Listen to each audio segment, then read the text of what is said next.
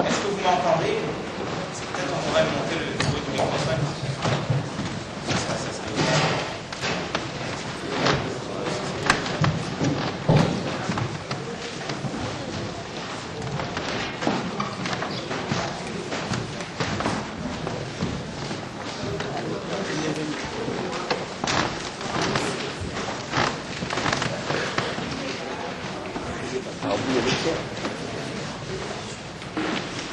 Alors, la paix de Dieu soit avec vous.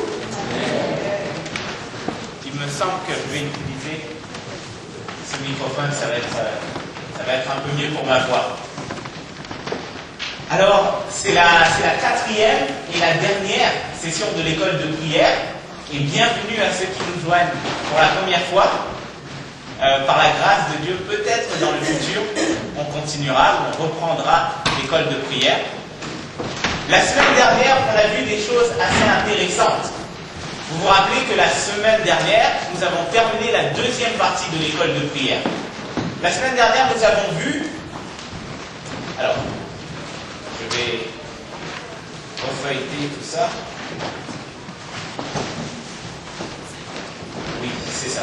Alors, la dernière fois, nous avons vu quoi? Nous avons vu que lorsque l'on se dévoue à Dieu dans la prière, quelqu'un qui se dévoue à Dieu dans la prière, pour que Dieu lui donne l'autorité qu'il a réservée pour les gens qui se dévouent à la prière, il faut que cette personne marche dans la plénitude de l'esprit et dans la sainteté.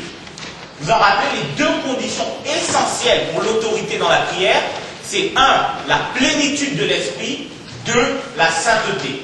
La plénitude de l'esprit, on l'avait définie, on avait donné l'image du pot ou de l'eau que l'on renverse sur la fleur. Nous avions expliqué aussi que lorsqu'on marche dans la plénitude de l'esprit, on peut prier avec force dans la faiblesse, avec sagesse dans l'ignorance et aussi avec persévérance. À propos de la sainteté, on avait expliqué ce que ça veut dire, être saint, et on avait vu en particulier que quelqu'un qui marche dans la sainteté, c'est quelqu'un qui confesse ses péchés et qui fuit les convoitises trompeuses du monde. C'est aussi quelqu'un qui écoute et qui suit les commandements de Dieu. Donc, ça c'est ce qu'on avait vu la dernière fois. On avait aussi conclu en soulignant qu'on est engagé dans un combat spirituel, une guerre spirituelle.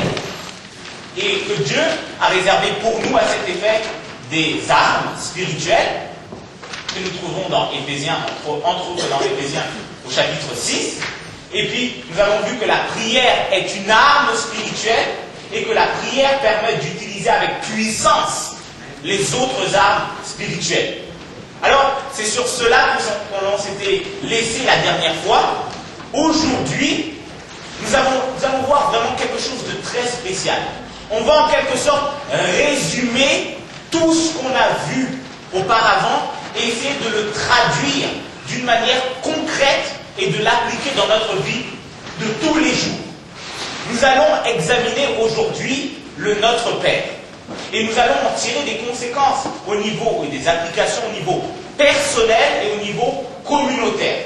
C'est-à-dire qu'on va voir qu'est-ce que veut dire le Notre Père, on va l'examiner ensemble, et puis aussi on va tirer des conclusions pour notre vie personnellement, et puis aussi pour notre vie en tant que famille, en tant qu'Église.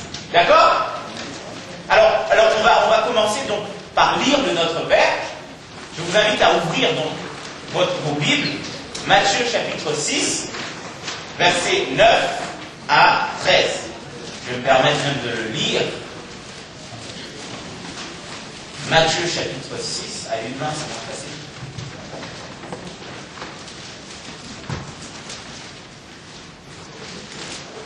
Donc c'est un passage que probablement on connaît bien, Matthieu chapitre 6, versets 9 à 13, on va le lire ensemble, ok? La parole de Dieu est une parole extraordinaire. Voici donc comment vous devez prier. On lit ensemble. Notre Père qui est aux cieux, que ton nom soit sanctifié, que ton règne vienne, que ta volonté soit faite sur la terre comme au ciel. notre pain quotidien. Pardonne-nous nos offenses, comme nous aussi nous pardonnons à ceux qui nous ont offensés. Ne nous induis pas dans la tentation, mais délivre-nous du malin. Car c'est à toi qu'appartiennent, dans tous les siècles des siècles, le règne, la puissance et la gloire. Amen. Ah, la parole de Dieu extraordinaire. Ce passage, qui est court, renferme en lui des vérités profondes et des vérités que nous allons examiner aujourd'hui. Alors, dans le livre que vous avez reçu, il y a un modèle que l'on a intitulé ACDI. Vous savez que l'ACDI, normalement, c'est l'Agence canadienne du développement international, mais ce n'est pas de cela que l'on veut parler. C'est un moyen mnémotechnique pour apprendre, ok? Mais je vais vous donner une alternative, je vais présenter une alternative aujourd'hui. Nous allons découvrir ensemble que prier le Notre Père, c'est prier en ayant un regard supérieur, un regard intérieur et un regard extérieur. Et nous sommes appelés à prier en adressant et en ayant ce regard supérieur, intérieur et extérieur. Ok, c'est ce que l'on va découvrir ensemble. Le Notre Père commence comment? Notre Père qui est aux cieux. La prière s'adresse à qui? Au Père. On avait vu quoi? Que nous sommes appelés à prier au Père au nom de Jésus par la puissance du Saint-Esprit pour l'avancement du royaume de Dieu. Vous vous rappelez? Nous sommes appelés à prier au Père. Et c'est à ce Père que nous nous adressons dans la prière. Vous voyez, le terme Père ici, c'est un terme que l'on peut traduire, il est bien traduit, je pense, en anglais par l'expression Daddy. C'est un terme affectueux. Ce n'est pas un terme austère ou notre Père, tout ça. C'est un terme affectueux. Notre Père qui est où? Aux cieux. Les cieux, c'est quoi? C'est le domaine, le lieu où Dieu règne puissamment, où Dieu règne dans toute sa gloire et dans sa majesté. Alors nous prions au Père qui règne puissamment dans sa gloire et dans sa majesté dans les cieux. Notre Père qui est aux cieux. Comment ça commence? Que ton nom soit sanctifié. Ok, qu'est-ce que ça veut dire? On prie ça souvent, non? Qu'est-ce que ça veut dire que ton nom soit sanctifié? Oui? Amen. Que ton nom soit tenu pour saint. Qu'est-ce que ça veut dire être saint? Mis à part. On avait vu ça. Être saint, c'est être mis à part. Donc quand on prie notre Père qui est aux cieux, que ton nom soit sanctifié, il faut comprendre qu'est-ce qu'on veut dire. Que ton nom soit tenu pour saint. Que ton nom soit honoré. Que ton nom soit respecté.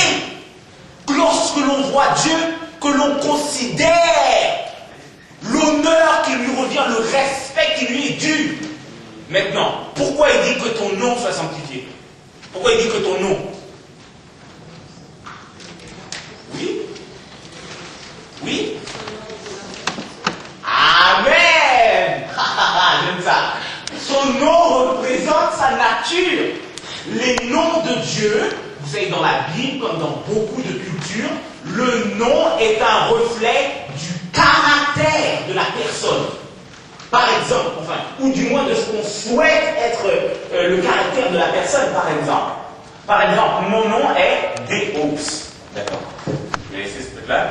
Mon nom est Deolonani. Deolo, ça veut dire, littéralement, ça veut dire après le Père. Mais mon grand-père m'a donné ce nom parce qu'il voulait dire c'est lui qui va continuer l'œuvre de son père. Mon père vient de la campagne. Il a travaillé dans les champs. Et par la grâce de Dieu, on a accepté à l'école. Mais c'était pour lui un moyen de dire oui, que tu continues dans la voie de ton père qui est venu des champs, et puis on l'a accepté plus loin. Chaque fois qu'on nous donne un nom, normalement ça a une signification spéciale. Et on dit que ton nom soit sanctifié. Les noms de Dieu reflète le caractère, la nature de Dieu. C'est bien ça. Or, quels sont les noms de Dieu? Quels sont les noms de Dieu? L'Éternel, Jéhovah. Jéhovah, qu'est-ce que ça veut dire? Jéhovah, c'est le grand nom de Dieu. Ok, il y a le Créateur, ça en a un nom. Roi des rois. Pardon? Je suis celui qui suis. Je suis celui qui suis. Donc, il y en a beaucoup. Il y a beaucoup de noms de Dieu. El Shaddai, le Tout-Puissant. Jéhovah Jireh, celui qui pourvoit. Jéhovah Rapha, celui qui guérit.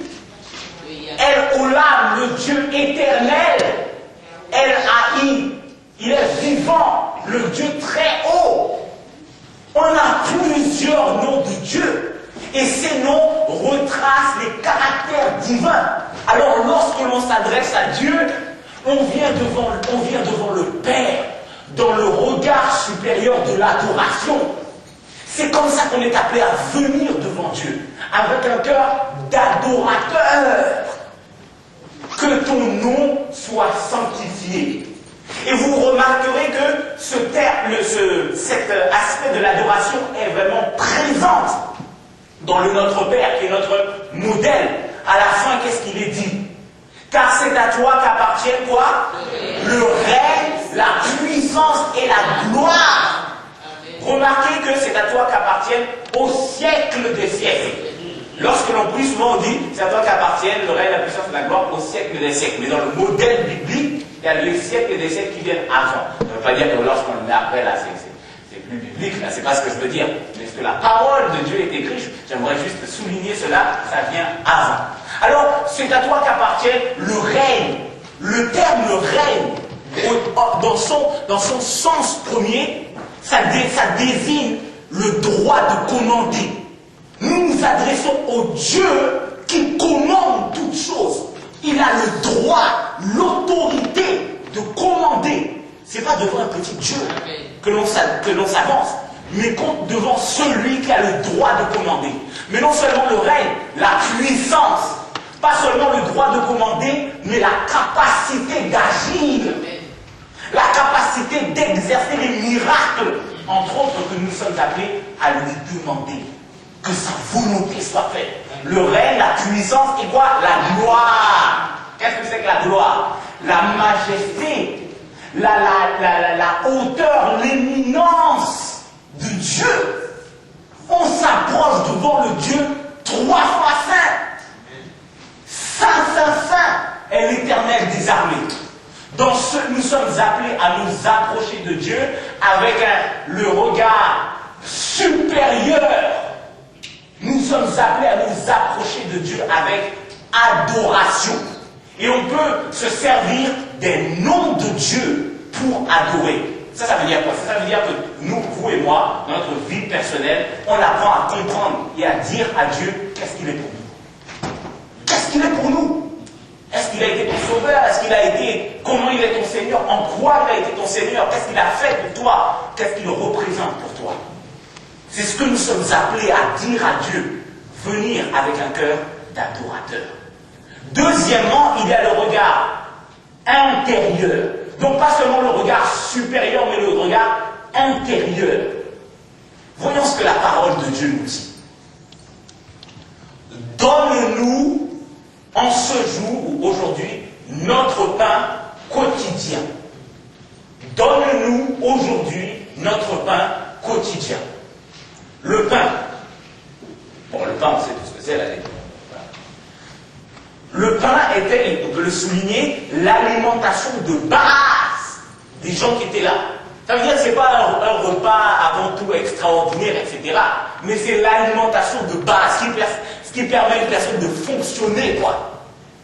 Pour nous, souvent en Afrique, en tout cas dans une partie de l'Afrique, l'alimentation de base, c'est le manioc.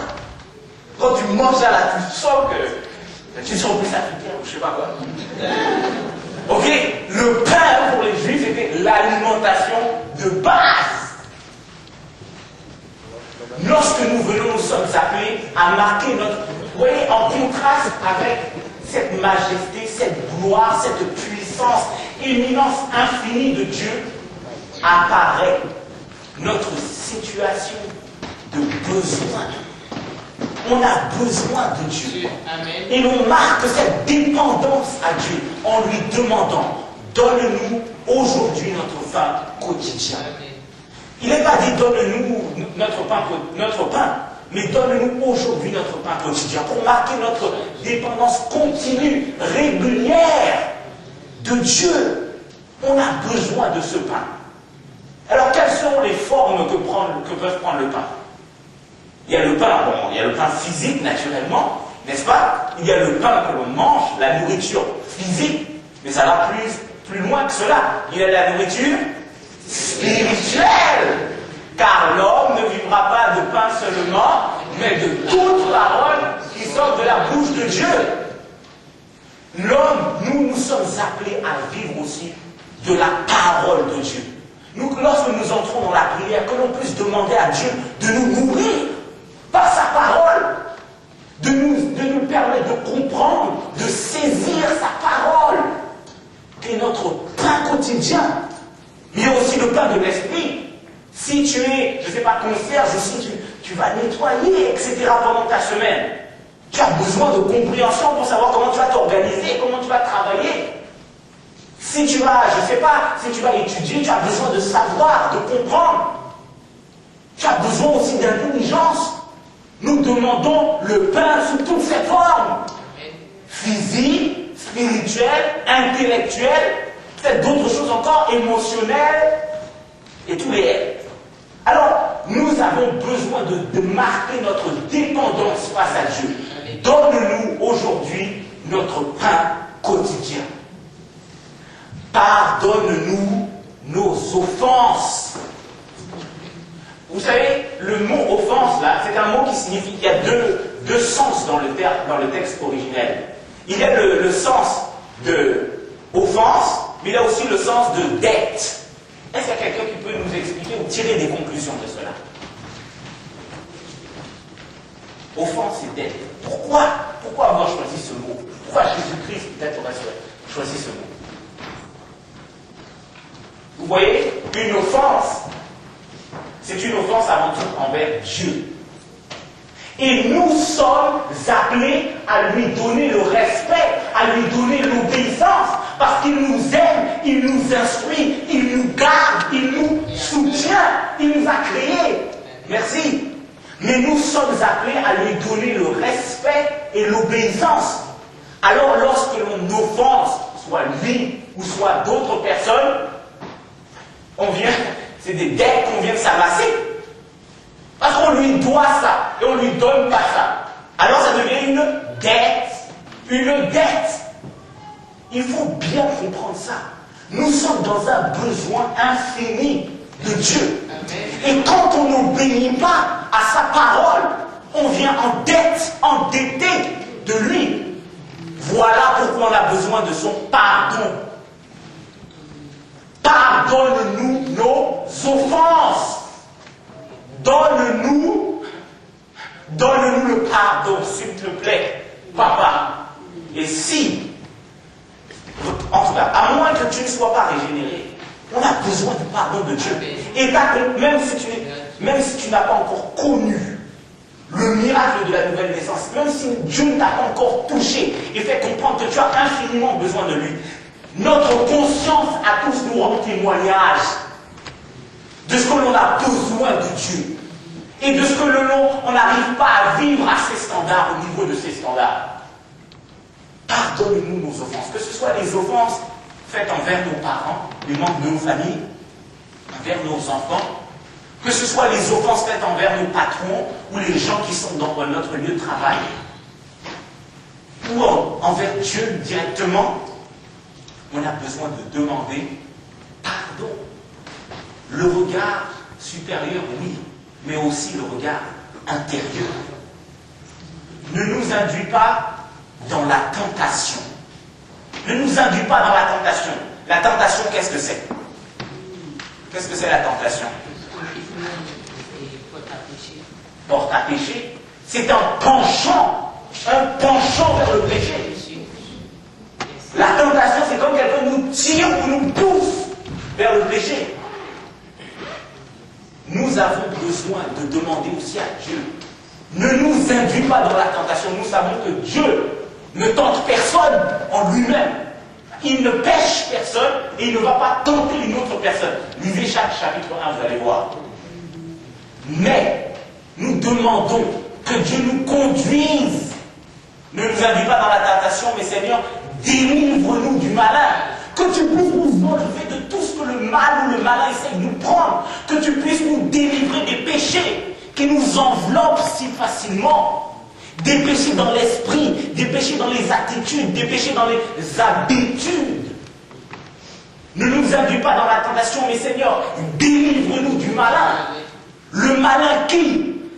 Satan, le diable, l'auteur du mensonge, l'auteur de toute rébellion face à Dieu. C'est lui qui des fois nous pousse ou nous tire pour que nous péchions, nous nous rébellions ou nous ignorions Dieu. Ne nous induis pas dans la tentation, mais Seigneur, délivre-nous du malin. Le regard supérieur, mais aussi le regard intérieur de la confession et des demandes personnelles. Troisièmement, oui. Veux-tu faire une sorte d'éclaircissement sur la fin du verset 12?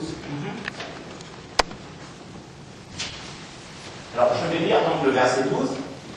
Pardonne-nous nos offenses, comme nous aussi nous pardonnons à ceux qui nous ont offensés. Merci beaucoup. On voit les gens qui aiment dire Alléluia. Dieu, vous voyez, comment on va demander pardon à Dieu comment Dieu nous pardonnerait si nous-mêmes on ne va pas pardonner à d'autres? Moi je pense que c'est clair. Admettons, ok, on va prendre le cas typique d'un adolescent. Ok? Si tu es un adolescent, que tu demandes $1 pour ton dîner aujourd'hui, $2 pour t'acheter une glace après la récréation, tout grand ce que tu viens, tu demandes à tes parents de t'amener au sport, jouer au basketball, et puis de revenir te chercher à 10h. Puis à la fin, je sais pas, là, tu loues un film, etc. Ok? Puis, tu fais quelque chose de mal à tes parents, et puis, là, tu leur demandes pardon. Puis de l'autre côté, il y a tes frères et sœurs.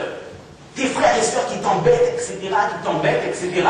Et puis, toi, tu espères obtenir le pardon de tes parents quand tu les as offensés, quand toi-même, tu n'es pas prêt à pardonner tes frères et sœurs, ça ne marche pas. Nous sommes appelés à pardonner à nos frères et à nos sœurs, mais aussi à nos ennemis. Bénissez ceux qui vous maudissent. Amen. En tout cas, je ne sais pas pour vous, mais si vous n'avez jamais vu quelqu'un, vous avez essayé de faire tout bien, la personne vient devant vous, en face de vous, et vous injuriez, et vous traitez comme si vous n'étiez rien. En tout cas, peut-être Dieu ne vous a pas encore permis de voir ça, c'est en grâce. Parce que quand ça arrive, là, la parole de Dieu, il faut transformer ça en action et en parole. Oui?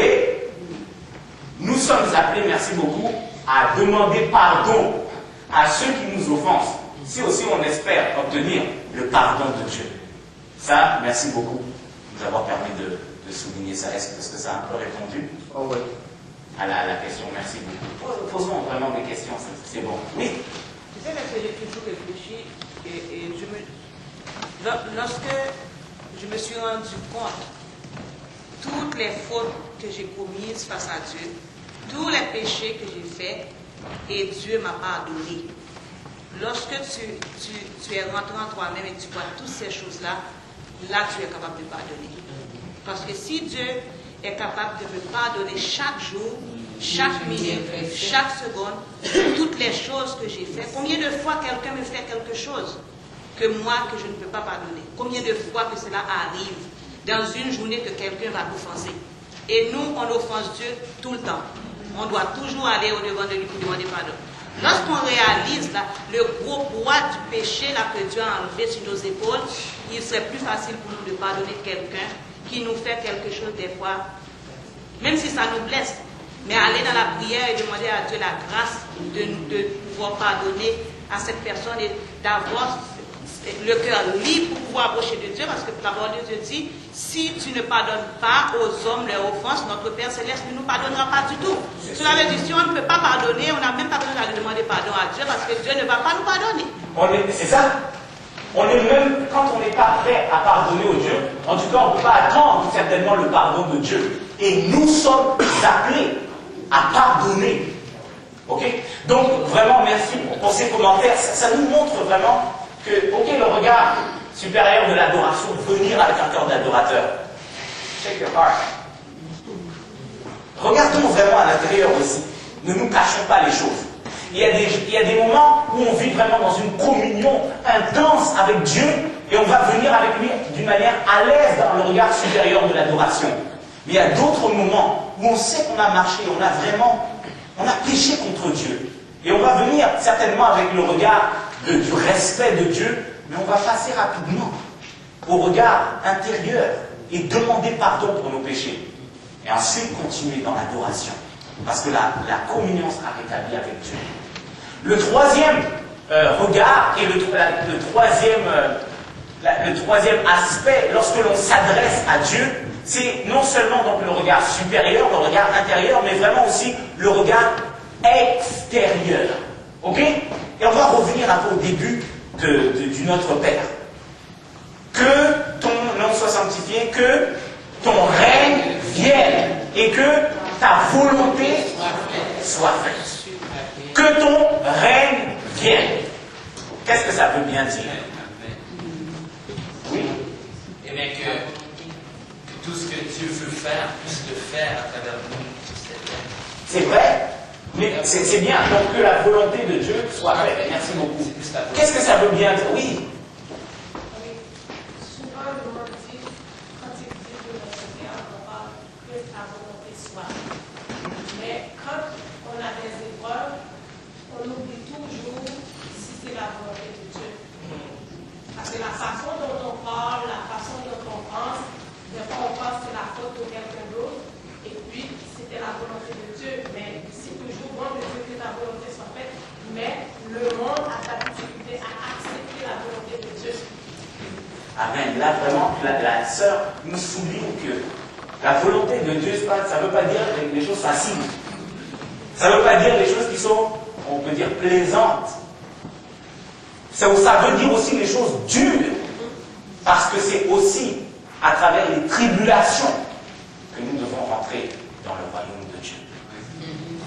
Les dures choses font partie de notre pain quotidien aussi. Oui. Il y en a aussi que ton règne vienne, que ta volonté soit faite. Il y a beaucoup de chrétiens aussi dans l'église, même comme les parrains, que ton règne vienne, que ta volonté soit faite, et puis ça vient de votre comment. Que ta volonté, que ton règne vienne. Est-ce que ces gens ont pensé, qu'est-ce qu'il dit? Et que ton règne vienne, est-ce qu'il est prêt pour recevoir le règne de Dieu? Et est-ce que les gens sont prêts pour que la volonté de Dieu soit faite? Parfois, on oublie. On vient n'importe comment dans le désordre. Et que ton règne vienne. C'est ça. Là, notre frère souligne aussi vraiment que le règne de Dieu, on avait vu déjà dans le passé, le règne de Dieu, c'est la domination de Christ.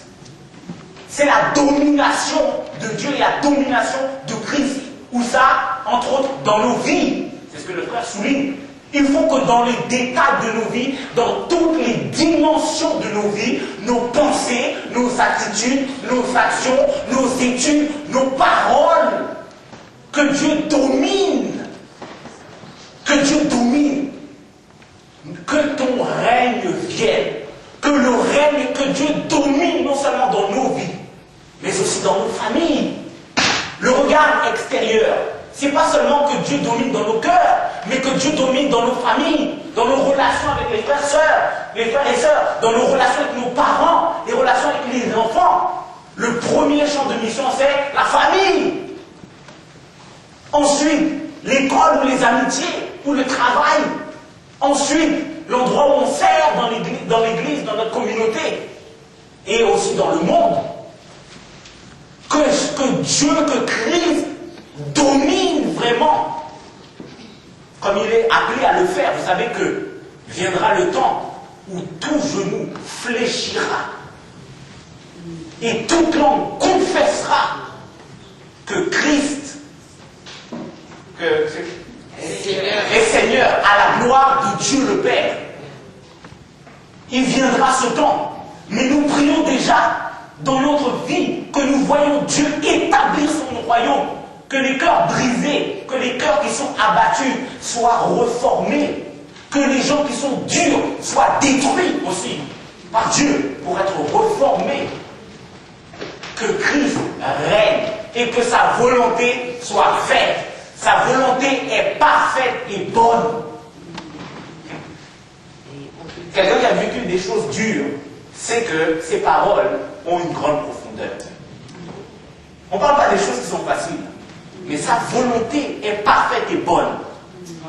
Nos familles sont souvent des familles qui ne sont pas souvent déchirées, que ce soit le divorce, les remariages, les incestes. Nos familles ne sont pas des familles qui sont abattues par des terribles relations entre les maris et les femmes, entre les enfants, des choses qu'on se dit, les haines, les colères que l'on garde. Ce pas des affaires de... Quand on y est, on parle de la vraie vie, hein.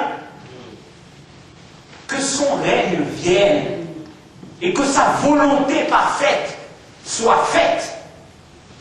Une bonne étude, c'est de voir quelle est la volonté de Dieu. Il y a beaucoup de textes à voir là-dedans. Nous n'avons pas le temps ce matin.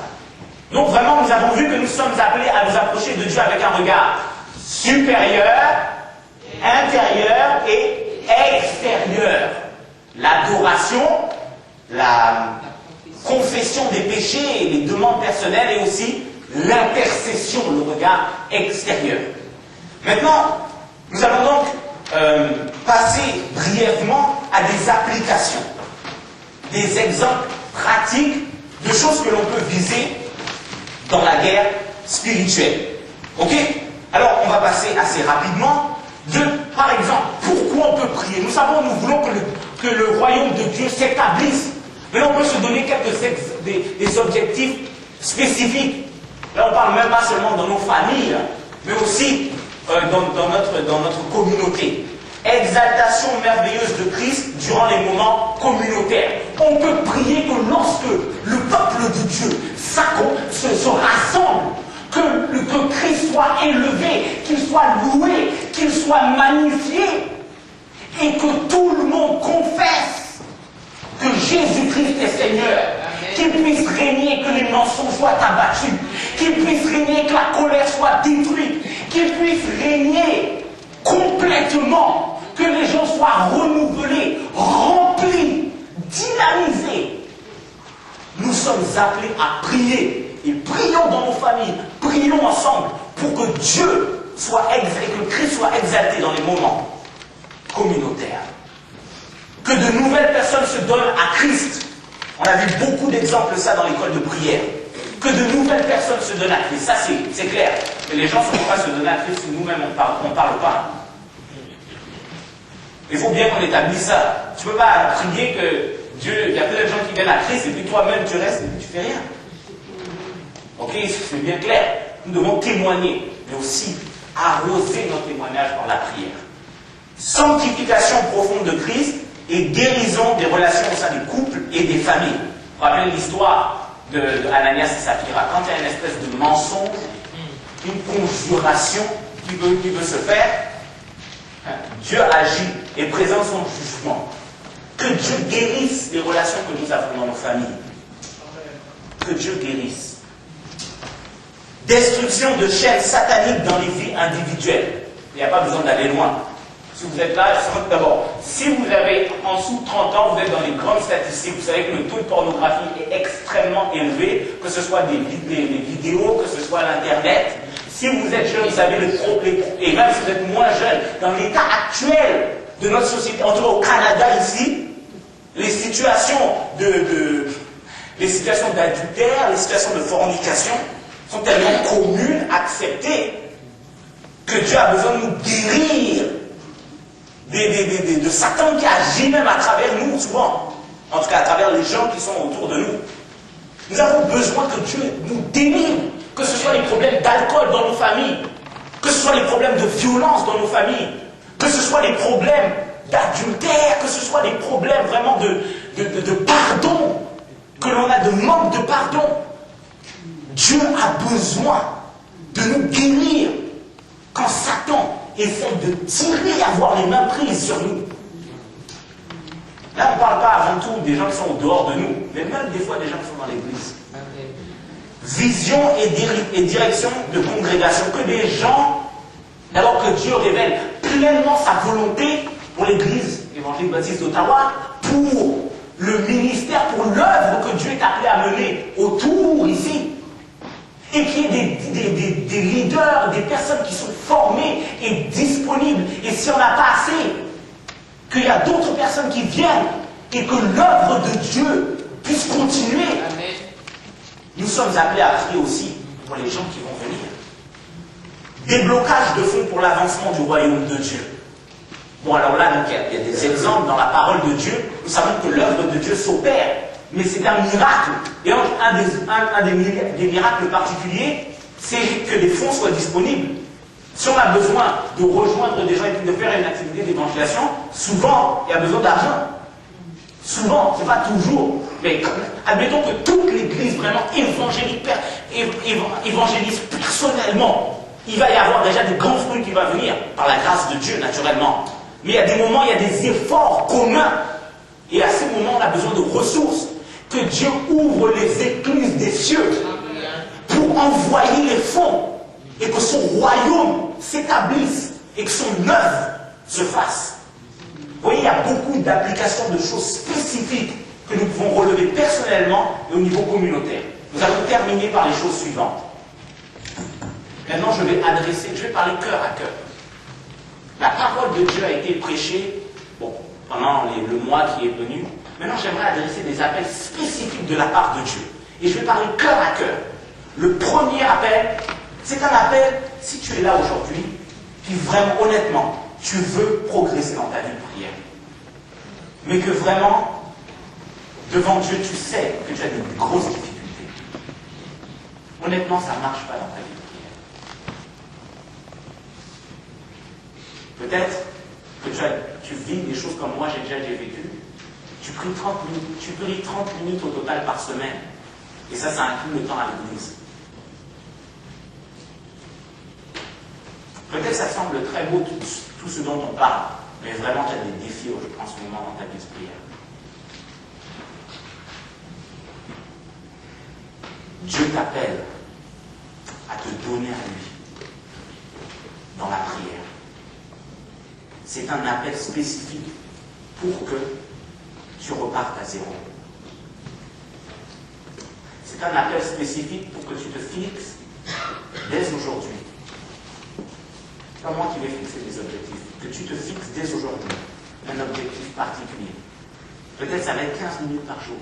Tu vas prier le Notre Père et expliquer qu'est-ce que tu ressens.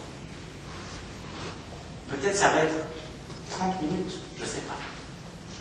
Si tu sais que tu as vraiment des défis, que tu dois faire des sacrifices dans ton horaire, Dieu t'appelle aujourd'hui à faire ces sacrifices et à repartir à zéro avec lui. Que le Seigneur t'aide. J'aimerais adresser un appel spécifique aux responsables de ministère. On sait que si on est leader, on est appelé à prier pour les gens que Dieu a mis sous nos mains. Si tu es responsable de ministère et que tu ne pries pas régulièrement pour les gens dans tes ministères, je suis passé par là.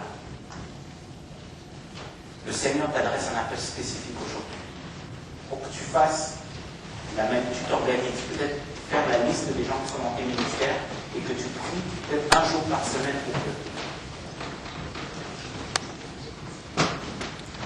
Si tu es responsable de ministère, prie pour les gens que Dieu a mis pour que tu les serves.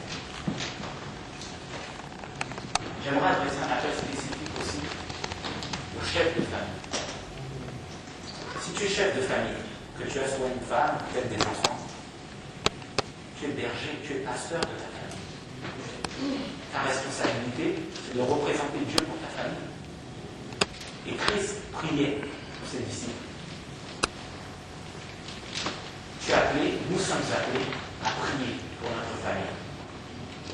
appel spécifique à prendre un temps particulier, si ce n'est pas chaque jour, dans la semaine, pour prier vraiment pour ta famille.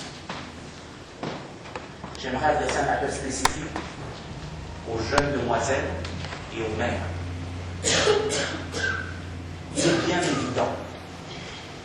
évident, que ce soit en Afrique ou au Canada, que les femmes ont un rôle très très spécial dans le royaume de Dieu.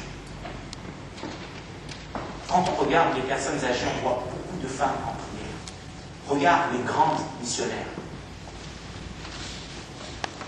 S'il te plaît, je t'en supplie par les compassions de Dieu.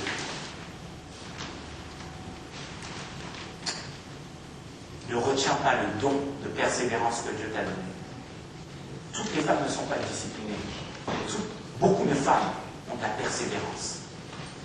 Je t'en supplie, au nom de Dieu, prie et donne-toi la prière. L'Église a besoin de toi. Le royaume de Dieu a besoin de toi. J'aimerais adresser un appel spécifique aussi à ceux qui veulent aller vraiment plus loin, ceux qui sont déjà versés dans le ministère de l'intercession. Et puis, qui savent que c'est leur appel de prier pour que le royaume de Dieu s'établisse. Souvent, c'est des gens qu'on ne connaît pas beaucoup. Si tu regardes autour de toi, tu ne vas pas beaucoup progresser. Parce qu'il n'y a pas beaucoup de gens qui se dévouent peut-être à 2 heures ou à 3 heures de prière par jour. Donc tu ne peux pas regarder un peu autour de toi. Mais tu peux regarder à l'exemple de Christ. Et regarde les Écritures, étudie toi-même les textes qu'on a vus. Que Dieu te permette d'aller plus loin. Parce que Dieu compte sur toi aussi. Comme je t'ai dit, si tu te limites à tes amis, aux gens qui sont autour de toi, tu ne vas pas progresser. Mais si Dieu t'a donné un appel spécifique, tu as appris à aller plus loin. Regarde le Christ qui avance. Je ne vais pas me concentrer sur les applications communautaires qui sont marquées ici, parce que je pense que le leadership de l'Église applique déjà. Néanmoins, j'aimerais souligner une chose, et c'est sur cela que nous allons terminer.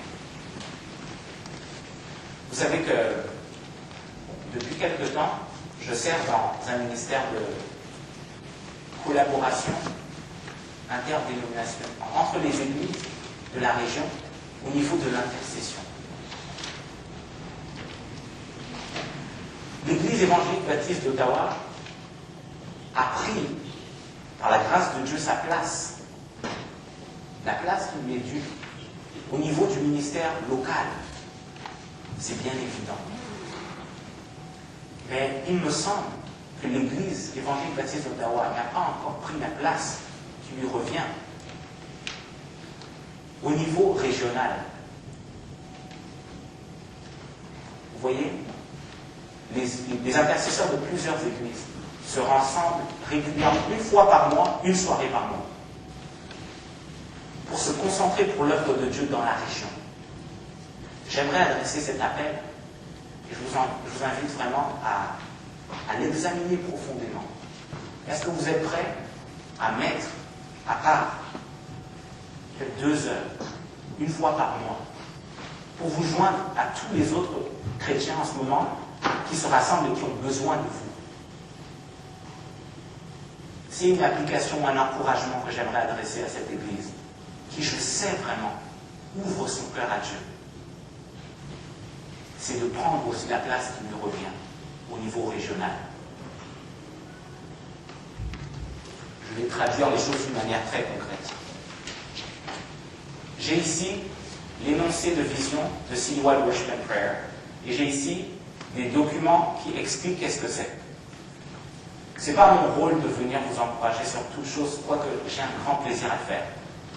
J'aimerais le donner au pasteur et lui donner la responsabilité de peut-être de partager selon l'appel qu'il voit à tous. Mais c'est un grand encouragement. Prenez votre place aussi au niveau régional. Alors, vais appeler le pasteur. On va terminer. Au nom de mon épouse, ma tante épouse Madeleine, et puis de moi-même, merci beaucoup pour l'invitation. J'espère que le Seigneur a pu nous encourager. Amen. J'aime beaucoup cette église et c'est ici que j'ai été formé au début. Alors, merci beaucoup, la paix de Dieu soit avec vous. Amen. Il y a un grand prédicateur de la parole qui avait fini de prêcher une fois et la foule s'est mise à applaudir. La foule était toute excitée par la qualité de l'enseignement, la profondeur de l'enseignement qu'il avait donné. Et après que la foule se soit arrêtée, il a dit que les plus grands applaudissements que je puisse recevoir de vous, c'est que vous mettiez en pratique ce que j'ai enseigné. Je sais que mon frère, avec tout son cœur, s'est préparé pendant 10 mois pour cette école de prière. Il l'a fait à Québec, quand nous sommes allés à Québec. Et il continue de l'améliorer, la présentation. Mais je crois que le plus grand encouragement qu'on puisse lui donner, c'est de mettre en pratique. Que cette église devienne une église d'intercesseurs, localement, régionalement, pour la gloire du Seigneur. Alors nous allons terminer par là. Merci beaucoup mon frère pour ce ministère. Que le Seigneur t'amène à présenter cette école de prière partout, s'il t'appelle à le faire. Et nous sommes contents de ce ministère-là. Et nous sommes fiers aussi de ce que le Seigneur est en train de faire en toi pour gagner. Amen.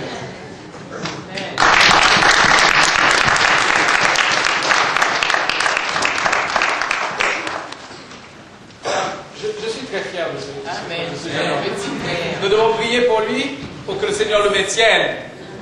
Parce que Satan, il est dans le coin mire de l'ennemi. C'est trop beau. Alors il faut que je fasse quelque chose.